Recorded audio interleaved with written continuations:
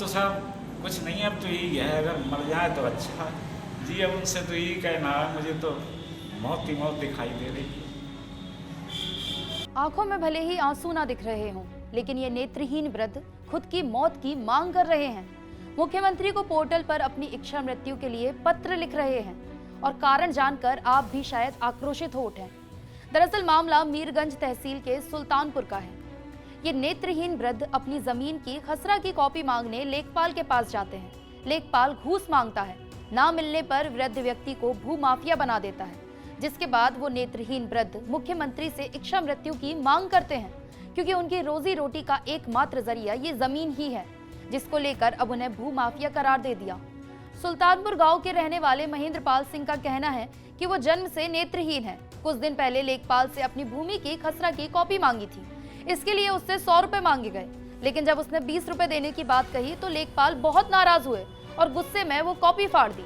4 मई को राजस्व टीम इन्हीं के नेतृत्व में गांव आई और उनकी जमीन को जुतवा कर उसे भू माफिया घोषित कर दिया। लेखपाल साहब से थोड़ी सी हमारी हो गई थी इसी नाचारी। उन्होंने मतलब मैंने नकल को कहा था खसरा वाली, तो उन्होंने एकदम ये कहा 100 रुपये निकालो, आपको नकल दे दी जाएगी। मैंने 20 रुपये निकाले, लेकिन वो मुझसे है नहीं, तो उन्होंने वो नकल भी फाड़ दी साहब और कह दिया कि जाओ, अब तुम्हारे घर पहुंच जाएगी और ज़मीन भी पहुंच जाएगी। फिर उसके बाद क्या हुआ?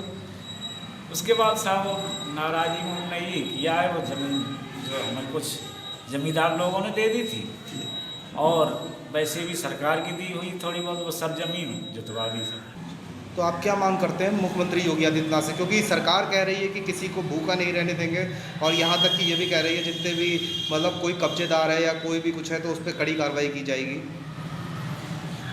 जी अब उनसे तो यही कहना है, मुझे तो मौत ही मौत दिखाई दे रही है। पीड़ित का कहना है कि नेत्रहीन होने के कारण पालन पोषण के लिए जमीन उन्हें जमींदार ने दी थी। अब उसकी जमीन लेखपाल ने जुतवा कर उसे भू माफिया बना दिया। इस कारण उसकी जमीन अब कोई बटाईदार भी नहीं लेगा और उनके सामने अब रोटी का संकट आ गया। तो पीड़ित ने मुख्यमंत्री पोर्टल पर इच्छा मृत्यु की गुहार लगा दी। प्रदेश की योगी सरकार के सख्ती के बावजूद रिश्वतखोरी पर कोई कंट्रोल नहीं लगा पा रहा है। सरकारी अधिकारी हो या कर्मचारी, बिना रिश्वत के कोई काम करने को तैयार नहीं दिख रहा है। हद तो तब हो जाती है जब रिश्वत ना मिलने पर किसी को भी अपराधी बना दिया जाता है।